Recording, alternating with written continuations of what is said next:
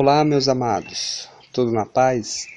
Aqui é o irmão Alex novamente, para trazer mais uma palavrinha aqui que a gente escuta muito ouvir falar, né, no Novo Testamento e também nas igrejas hoje, principalmente nas igrejas protestantes. A palavrinha é diácono, diaconisa, beleza? Nós estamos vendo aqui no dicionário bíblico. Diáconos, com seus derivados, significa originalmente aquele que serve à mesa. Em alguns papiros gregos, diácone, trapezai, Atos capítulo 6, verso 3, significa manter as contas. Tanto o substantivo como o verbo são encontrados no Novo Testamento. Atos, capítulo 6, verso 1, em sentido Lucas 10, 40, João, capítulo 2, verso do 5 ao 9, em sentido metafórico. O termo pode ser traduzido como ministro ou servo, sendo aplicado aos apóstolos, como ministro da nova aliança. 2 Coríntios, capítulo 6, verso 6. Ministro de Deus. 2 Coríntios, capítulo 6, verso 4. Servidores da justiça. 2 Coríntios capítulo 11, verso 15, e ministro de Cristo, 2 Coríntios capítulo 11, verso 23. É discutível se a diversidade de ministérios, 1 Coríntios capítulo 12, verso 5, e o serviço mencionado com a exortação e o ensino, Romanos capítulo 12, verso 7. Indica uma função hierárquica específica na igreja?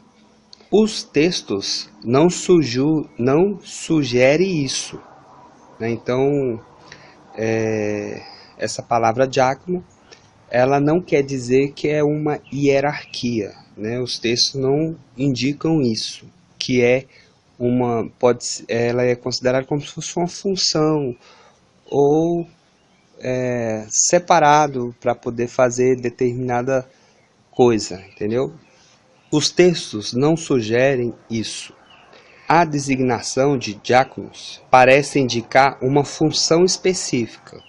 Quando Paulo dirige sua epístola a todos os santos que estão em Filipos, com seus episcopados e diáconos, Filemon 1:1, as qualidades exigidas para diácono estão relacionados em 1 Timóteo, capítulo 3, verso do 8 ao 13.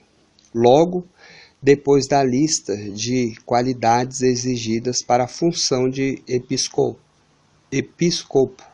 As funções do diácono na igreja não estão claras no Novo Testamento. Um ponto de referência é a instituição dos 7, em Atos capítulo 6, do verso 1 ao 6. Fala-se de uma disputa surgida porque os cristãos de língua grega pensavam que suas viúvas deviam receber um tratamento igual ao recebido pelas viúvas da comunidade judaica cristã palestinense. Os 12 não quiseram se envolver na disputa, pois servia à mesa, não era parte de suas funções. Então, pediram à comunidade que instituísse 7 discípulos para cuidarem dessas tarefas, enquanto os 12 se ocupavam da oração e do ministério da palavra. Os homens a serem escolhidos deviam ser homens de boa reputação, repletos do Espírito e de sabedoria. Atos capítulo 6, verso 3. Bem como cheios de fé e do Espírito Santo, Espírito do Eterno. Atos capítulo 6, verso 5. Os eleitos foram empossados em suas funções mediante a imposição das mãos. Atos capítulo 6, verso 6.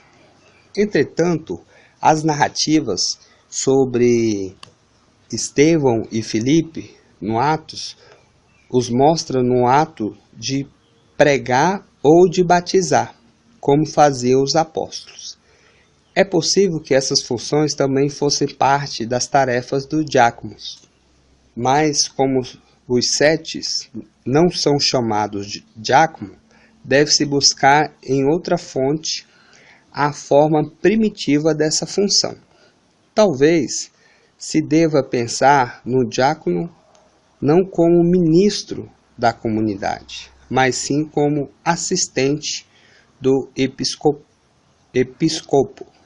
Belry, já que antes de mais nada, diácono significa aquele que serve à mesa.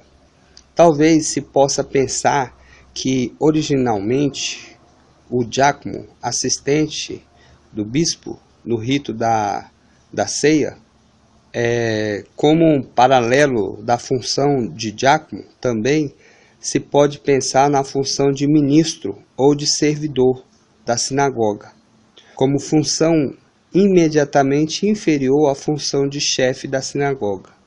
Nas inscrições gregas, o termo diáconos refere-se ao pessoal ocupado pelos cultos pagãos, mas não se tem informação precisa sobre as funções de tais ministros, embora o nome indica que poderia tratar-se de pessoas que exerciam alguma tarefa relacionada com o banquete sacrificial.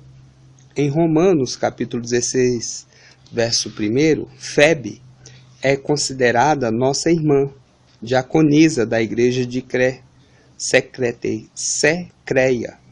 Por si só, o título não indica uma função hierárquica, podendo se referir simplesmente aos serviços prestados por Febe na comunidade de Secreia.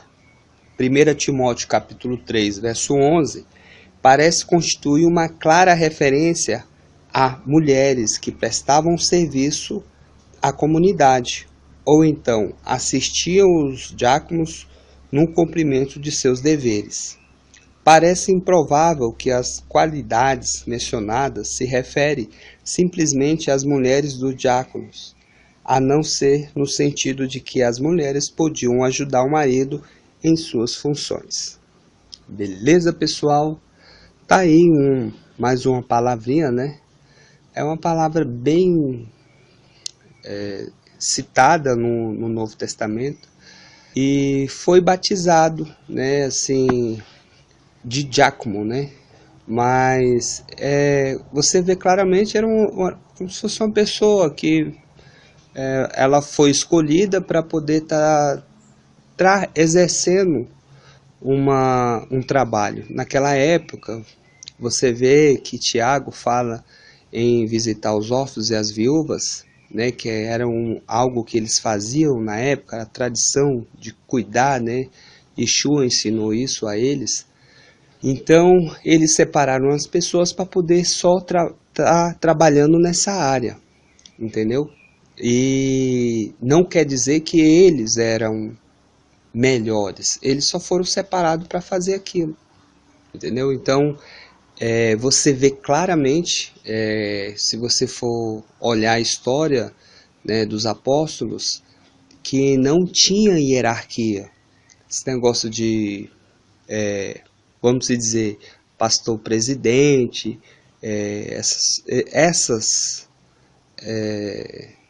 hierarquia, na igreja primitiva, ali, na comunidade primitiva, com os apóstolos, não existia essa hierarquia.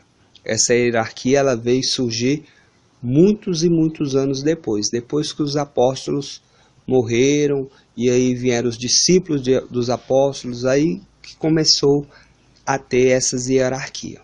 Beleza? Fique na paz, que o Eterno possa estar abençoando a sua vida grandemente, em nome de Yeshua. Um abraço.